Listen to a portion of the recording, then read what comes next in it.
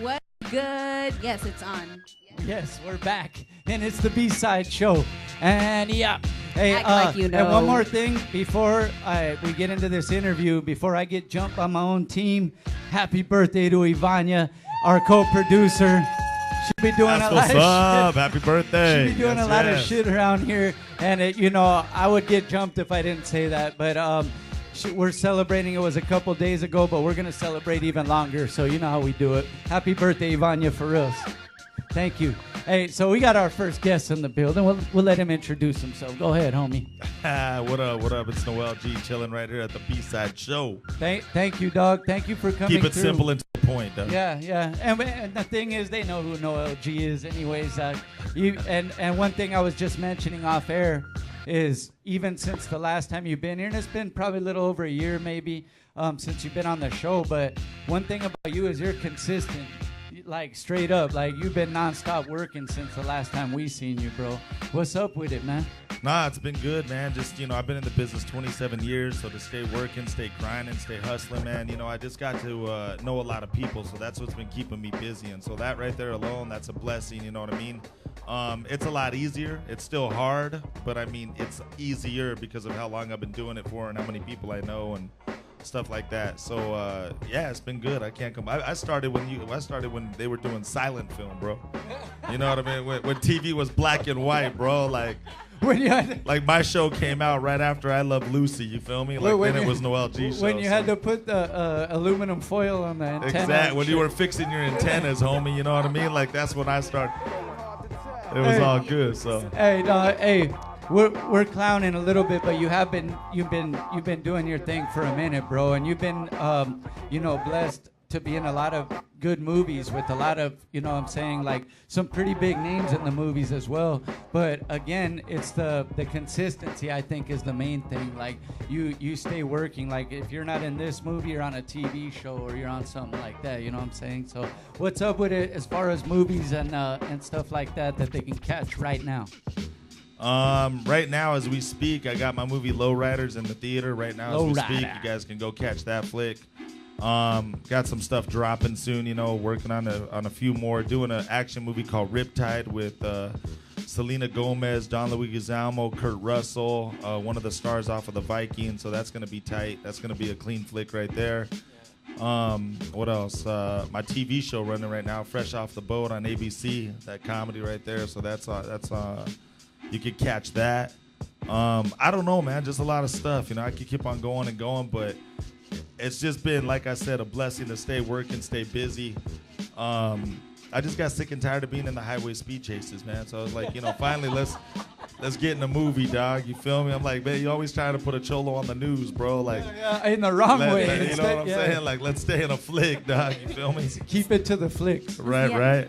So you say so you've been around a lot of legends. Is there an advice that somebody gave you that you keep close to your heart, that you think about all the time, Yeah, it was kind of funny. So I had a chance to meet George Clooney, right? I met him on Warner Brothers and I asked him a question. I said, if you can give advice to an actor and you could tell him one thing and one thing only, I said, what is something that you would tell, an actor or whatever? And he said, know everything about the business, from craft service to wardrobe to being a production assistant to being a producer to being a director, not only an actor. And he said that way nobody can run game on you. And he said when you know everything about everything, then no one could, run play on you or whatever. And the second thing is nothing stops passion. You know what I mean? I always tell people, like, the only way that they can fail in their dream is if they quit on their dream. So I always tell people straight up, man, you got to go for it. You got to get out there. You got to make it happen. And it doesn't start by trying to change things around you. It starts by you changing yourself first, and then things around you change. So that's what I tell people straight up on how to make it, how to be successful, and how to get it. Hey, man, that's a good advice right there, man. Anybody in any walk of life, though, I think you can apply those things, man. That's real talk right there. But I wanted to ask, speaking off that of the advice you got from George Clooney about knowing everything, you now have gotten behind the scenes as well. And we were talking a little bit off air but I got a chance to catch the flick over the weekend that you produced as well. So now you're not only in front of the camera, but you're doing, you know, behind the scenes stuff as well. Can you talk about that, man, in the movie too?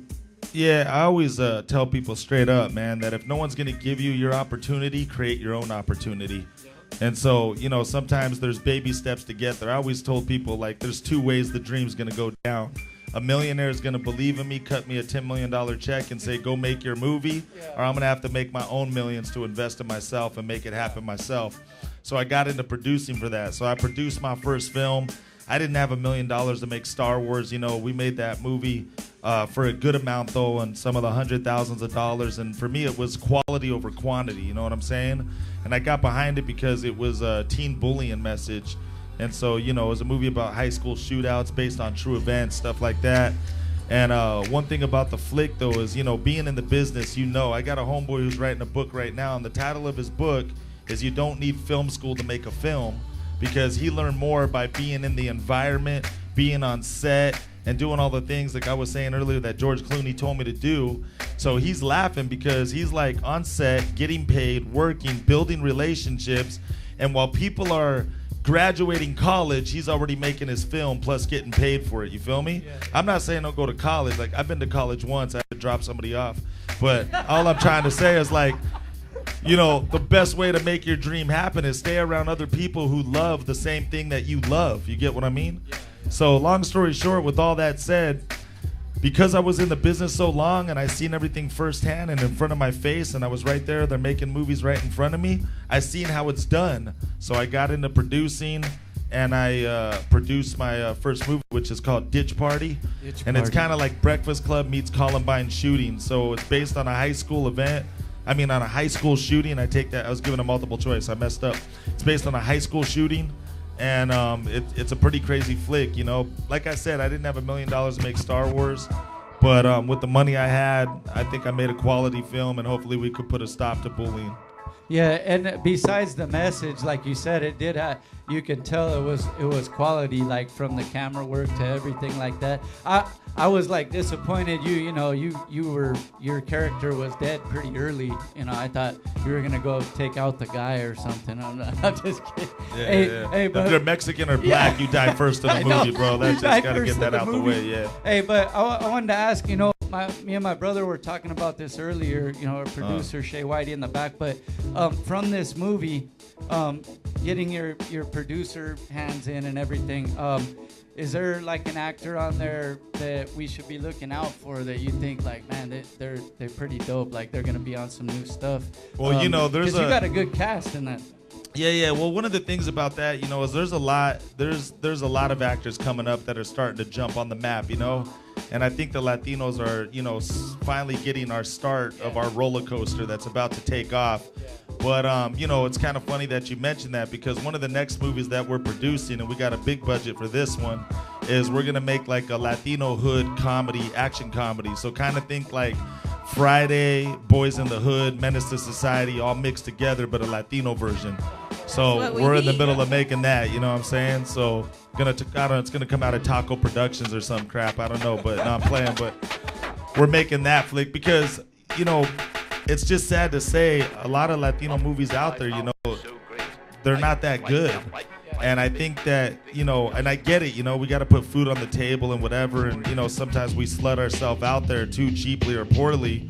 But until we control and have the, you know, the power and the money to make it the right way, you know, and don't Hollywood it up, I think that, you know, a lot of the crap out there, it's sad to say, is just crap. You know what I mean? And it sucks because I love my people, but, you know, let's get it right. You feel me? So, and that's just straight up, straight out. You know, at least that's my opinion. So, and that's where you come into play as well, though, as being a producer. You can, you know, grab some of those like talented people you might see. Because in Walmart, man, it's jacked up, dog. In Walmart, we got our little section right there with a bunch of DVD covers you never seen before. You know what I mean? And like, I think these movies were made in TJ or some crap. We need to expand that at least expand that. Yeah, dog. Section. It's like it's terrible, G. So I mean, we gotta clean this mess up. You feel me? But we got some heat coming to the table soon, and I think we're gonna start a new roller coaster that no one's seen before. But right now, what is cool is a lot of Latinos are jumping up in the game, and they're getting into a position of power where we could start making it our own way and take over and, you know, do some better stuff than what we've already done. Yeah, so talking about that, so earlier we were talking about Tupac and your favorite music and stuff like that. You know, Tupac had a rough time growing up. How did you transition from being the homeboy in the hood to, you know, doing what you do now and being with some of the greatest, you know? Yeah, it was a trip, man. I'll try to commercialize all this and get to the bone and cut out the fat. But I never wanted to be an actor. You know, I was a 15-year-old kid, had my tough know-it-all attitude, could care less about this, care less about that. I was just running the streets, acting a fool. And what ended up happening was one day I went to this acting class with this girl that I was dating, and it was her dream to be an actress, model, and the whole Hollywood deal. And I just went with her because at the time she was letting me live in her house. You thief. And so I was like, hey, I was just, you know what I mean? I was just trying to please, right? And next thing I know, I go to this acting class with her, and I don't know if anybody in here has been to an acting class, but you know how they like tell you these stupid exercises and stuff? Yeah. So I started talking smack in the classroom, right place, right time, never thought about acting a day in my life. There was a producer who was sitting in class that day, was scouting out talent, comes up to me and says, you want to be in a Taco Bell commercial? And I was like, oh, because I'm Mexican, huh? What's up? I was like, so first thing I did, and I gave him my number, you know, I thought it was some BS, whatever, but it ended up being real. 2 weeks later, I was on a set, I did a Taco Bell commercial for Taco Bell. Long story short, the way it kicked off is I never knew this, right? But the way they pay you for commercials is every time they show the commercial, you get a check. And I didn't know that at the time, right? I thought it was like you have to work to get paid, work to get paid. So I only worked on this commercial one day in my life, but they played the commercial up to a whole year. So I got paid a whole year for one day's work, and all these checks were coming in. And I thought it was a computer messed up. But, you know, I was cashing them because I want to be a good citizen, you know, and just do my part for the community, right? And so I seriously, man, like I had my story for court. Like they kept on paying me. I cashed. I don't know what the hell's going on. So I call up the producer and I said, what's up? Why I keep on getting paid for this commercial? And he broke it down to me. He goes, no, that's how actors get paid. I said, what? Well, I said, hell, I want to be an actor then. You know what I mean? I went from nothing to bling bling overnight pretty much. And then out of that, bro, he knew a manager. He hooked me up with this manager. But everything I went in for, it was crazy because it was like Cholo 1, Gangster 2, Trigger. I'm like, damn, I thought I was here to act. And so, you know, I mean, I didn't even know how to read at the time. I needed a book with pictures, bro. Like, it was bad. Like, but I'm playing. I'm just playing. But you get what I'm saying? And that's how it kicked off. So we even started a company back in the days called Suspect Entertainment in between 2000 and 2005. And pretty much that company is pretty much 85% responsible for a lot of the gangster cholos and even a lot of black people also as well that were coming straight out of prison, and they were contacting our company on how to get into movies. And we were taking real prisoners out of prison and jail, and we were slapping them in movies as extras and giving them lines in movies and all kinds of things. It was crazy. It was crazy. That's that real stuff, man. Giving back to the community, really though. Hey, we'll be right back with Noel G. We're gonna play, you know, the trailer. Oh, that's what's up. This is Ditch Party right here. And Ditch Party, by the way, not to cut you, bro. I'm sorry. Is this that's available right now on Amazon? So you guys can go rent that right now as we speak on Amazon Prime, Amazon, whatever. Ditch Party, check it out, support it. Like I said, it's a anti-bullying movie, and it's good. It's good. Check it out. Check it out. We'll be right back with Noel G. Don't go anywhere. One love, one love. I hate being invisible. Every day I pass by idiots who don't even know I'm there. Today, I will become the king of their little world. Anybody seen Rat Boy today? They have no idea what I am capable of. I didn't know, I swear. They're about to find out. How the hell did you guys even find this place? That's what I want to know. We all got text messages telling us to come down here for a party. So what's going on out there? Should we run? Just stay right here. The halls, they're too dangerous. I'm gonna go out here and find this nut, man, before he kills another one of my kids. See, I told you there was someone in here. What are you guys doing here? Isn't it obvious? Busting out the gear to break into the campus security network. You can tap into the security cameras? Let me tell you, man, this kid ain't messing around, all right? Just stick with me and you're gonna be okay. Let's go. You're a janitor. Where the hell are the cops? I wonder what it's like getting shot. Okay, look, nobody is getting shot. We're all walking out of here. together. So you're telling me that we're trapped in here with no way out? I'm not going out like a punk.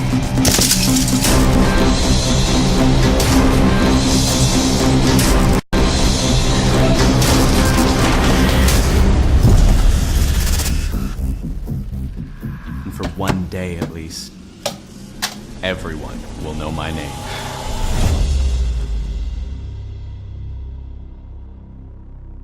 We're live, man. It's the B-Side Show. We just got through watching the trailer for Ditch Party. Make sure you guys go check that out on, what is that, Amazon? Amazon Prime, yeah, check Prime, it out. Amazon Prime. I just checked it out over the weekend, man. But it, like I said though, that's how I know like you did put quality work in. It wasn't just somebody with their cell phone or camcorder filming it. You were watching a real movie. Yeah, you know what I mean? that's what I'm saying. Yeah. It's all good. Yeah, and bringing up like up and coming actors as well, like we mentioned earlier. Hey, let me ask you this, man. Since you have been doing this so long, what is the thing that you think that you've perfected or I guess got better at in your craft over the years? As far as acting work goes, like, is it comedy? Because I know you have to have timing with that. Is it just being the main character? Like, what is it that you think that you've learned the most over the years as far as acting?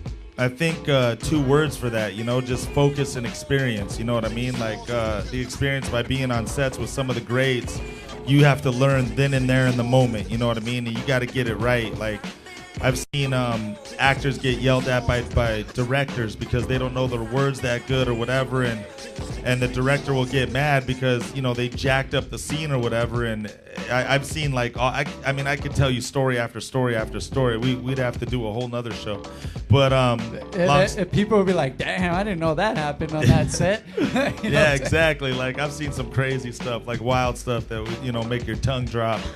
But long story short, man, it's just focus and experience, man. I think that's really what it takes, and like when you come in, and you're fresh, you know what I'm saying? Like, of course you're not gonna know everything, but once you start learning little stuff and you start being in it so long, you pick up on little tricks and little things that will just teach you and help you be better in your craft, whether it be music, whether it be acting, whatever the case is, you know what I'm saying? And especially, I think that, like you said, it comes from learning from some of the greats that you've been around. Like, you can really sit back and watch like some of the stuff they've done or how they prepare or whatever, and get better as well. So, hey, that's dope, man. So this coming year, man, what you got planned? I know you mentioned a couple more in front of the camera roles, but you got some more movies coming out as well with your hand behind the scenes.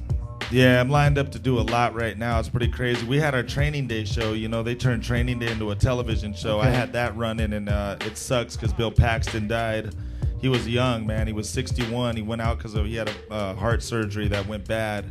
So, that kind of messed that up. And that was hard, man. That was hard to deal with because I was filming with them, and every scene that I had was with Bill Paxton. But to at least work with one of the greats before he went, that was hella cool right there. You know what I mean?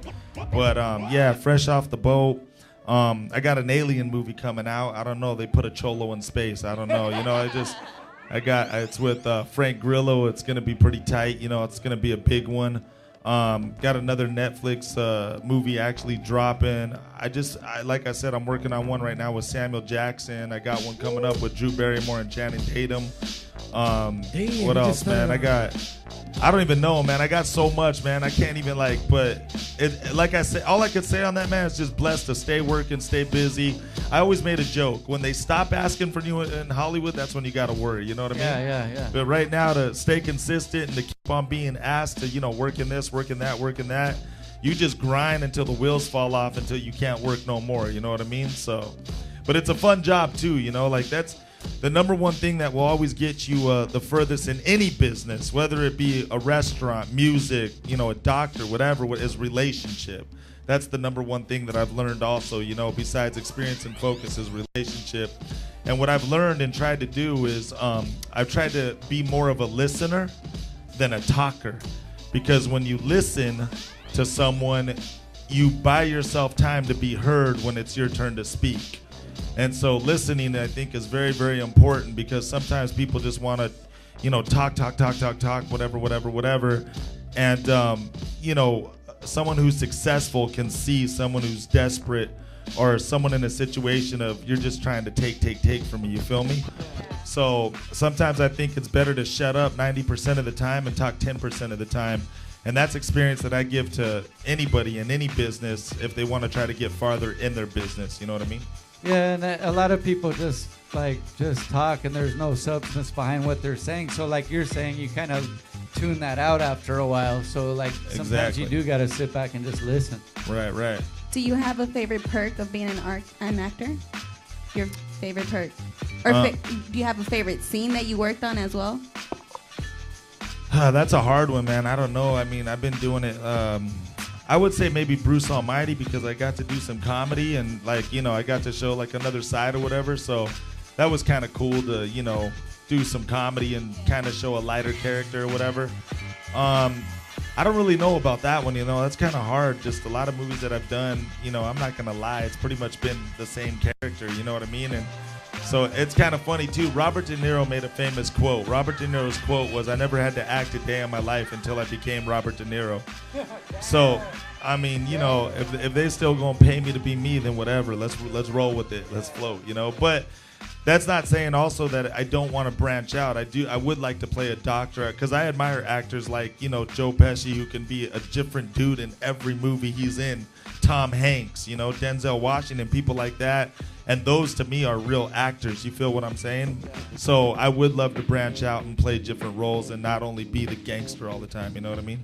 So is one of any of those people you mentioned, or are any of those like your favorite actor or mentor in the game of acting as far as that goes? I mean, yeah, a lot of them, you know, but you just watch some of the greats to, you know, just to learn and pick up things from them so you can make your craft better. You feel me? But I would say, long story short, that, you know, again, I wouldn't mind playing different roles, but I have started branching out, playing different roles. Like in Lowriders, I play a mechanic. You know, it's nothing like a street character. I got another movie coming up where I play a cop. And this movie that I'm doing with Selena Gomez and Kurt Russell and John Leguizamo, I'm playing a whole different character. That's why I'm starting to grow out my hair. And just so we clear that up, that's not by choice. That's because right when I'm done with that damn movie, I'm shaving my head again. But I've had my head shaved 90% of the time. But this time it was actually requested that I grow my hair out for this role. So that's not by choice once again. But that's, again, like what you're aiming towards. You want to go outside of the box a little bit and start doing different stuff. Exactly. So, yeah, man. Like, it's cool when you can have different looks in a film, you know what I mean? Like, damn, that was you. I didn't even recognize Homeboy, and that was you. And, you know, but, like, that's a fun job. That's what I'm saying. Like, this is just a fun job. Like, you get to travel. I was talking to Homeboy earlier right here. And we were just talking off camera or whatever, and it's just off radio or whatever, and it's just a fun job. Like, we get to travel, we get to meet different people, hang out, do stuff like this. Like, this is just hella fun, and I say you got one life, live it to the fullest. Hey, well, thank you, dog, for coming through and you know, letting us know here on our platform what's going on with you, actor Noel G. Make sure you guys follow and check out the movie too, Ditch Party. It's out now. Make sure you guys go check that out. It's you know, support independent, not only independent artists, but entrepreneurs and people that are out there putting in work for our community. So thank you for that, brother. Any shout outs you want to make, man? First shout out I want to make is to God, man, for allowing me to do everything that I do and I'm capable of doing. Second shout out, man, I want to make us to the fans, because without the fans, straight up, like, we're nothing, you know what I mean? So the fans, man. Third to my wife right there. That's my boo. That's my boo right there. And then fourth shout out, man, we got to do it right here at the B-Side Show. That's what's up, man, because I was here a year ago, man, and everyone watching this show, listening to this show, support this show, man. This is a good show, doing good things, doing big things, making things happen. So give it up for the B-Side Show, man, because thank you. They're making noise, man. They're making noise, man. Hey, we're gonna have to just cut that part and put our own commercial out. We'll listen to Noel G right there, man. And you guys got fans too. You guys are growing, man. We're trying. We're getting there. We're getting there, and that's what makes the platform even better. is now more and more people, like certain artists they might not have heard of, they're gonna hear on the show. Or Yeah. You know what I'm saying? Even though they might not have known you produced this Ditch Party movie, now they're gonna know, and we're happy about that. No, So, it's love, man. yeah, I so- know. That's what's up, man. This show's growing, though, and so much love to you guys, Thank you, man. bro. Thanks for Thank having you. me back. Noel G in the building. We'll be right back with our next guest, Indigenous on the ones and twos, B-side. Yeah.